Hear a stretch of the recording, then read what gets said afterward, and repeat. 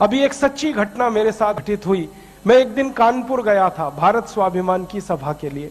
तो कानपुर के railway station पे उतरा। उतरने के बाद शहर में बाहर आने के लिए नीचे पुल पर से उतर के आया तो एक छोटी सी चाय की दुकान थी। उस पर एक बेटी और एक माँ और एक छोटा सा बेटा आपस में बात कर रहे थे। वो क्या बात कर रहे थे? वो कह रहे थे, माँ हम गरीब क्यों हैं? तो कान में मेरे शब्द पड़ गए। मैंने कहा ये इस तरह का प्रश्न कोई अपनी माँ से पूछे तो मुझे लगा ये कोई साधारण लोग नहीं है, कुछ तो इनमें असाधारणपन है। चल के पूछा जाए कौन लोग हैं, परिचय लिया जाए। तो मैं गया उस दुकान पे, मैंने पूछा आप लोग कौन हैं? तो उन्होंने कहा कि हम तात्या टोपे के परिवार के लोग।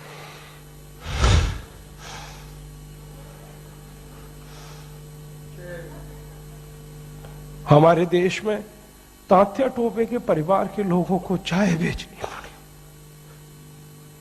और गद्दारों को सिंहासन मिले, ऐसा ये देश हो गया। जिन लोगों ने तात्या टोपे को मरवाया था वो इस देश में मुख्यमंत्री रह चुके, आपको मालूम है? और एक एक राज्य के नहीं, दो दो राज्य के मुख्यमंत्री रह चुके। तात्या टोपे का गुप्त पता जिन गद्दारों ने अंग्रेजों को बताया था, उस खानदान के कई लोग इस देश में मंत्री रह चुके हैं। झांसी की रानी लक्ष्मीबाई को जिन्होंने मरवाया था वो इस देश में मंत्री रह चुके हैं। और तात्या टोपे जिन्होंने जवानी लगा दी देश के लिए, उनके परिवार के लोग चाय बेच रहे हैं। ये देश है और ये अब बर्दाश्त नहीं होता, और ये बर्दाश्त होना भी नहीं चाहिए किसी को। क्यों बर्दाश्त होना चाहिए? ऐसा देश तो हमने कल्पना कभी की नहीं थी। तात्या टोपे ने कभी कल्पना नहीं की थी कि ऐसा देश बनेगा। झांसी की रानी की कभी कल्पना नहीं थी, चंद्रशेखर की कल्पना नहीं थी। चंद्रशेखर जैसे क्रांतिवीर ने इस देश की क्या कल्पना की होगी। एक कहानी सुनाता हूं कि वो घर से भाग गए थे 13 साल की उम्र में। माता पिता बहुत गरीब थे, खाने को घर में नहीं था, घर छोड़कर भाग गए, बनारस आ गए, क्रांतिकारियों के संगठन में शामिल हो गए।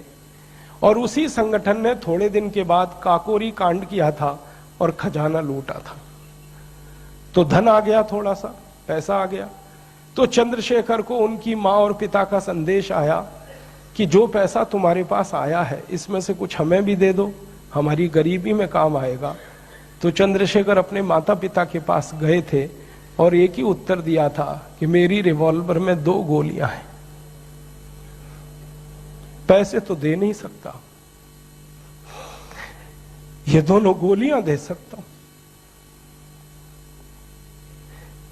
ऐसा देश चंद्रशेखर का, ऐसा देश तात्या टोपे का अब लुट रहा है। तो फिर क्या करना चाहिए? तो मुझे लगता है कि अब फिर कोई दूसरी बड़ी लड़ाई की तैयारी करनी चाहिए।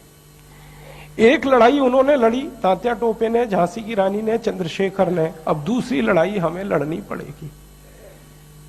इसके बिना कोई रास्ता नहीं। और ये दूसरी लड़ाई का ही अभियान है जिसको हम भारत स्वाभिमान कहते हैं।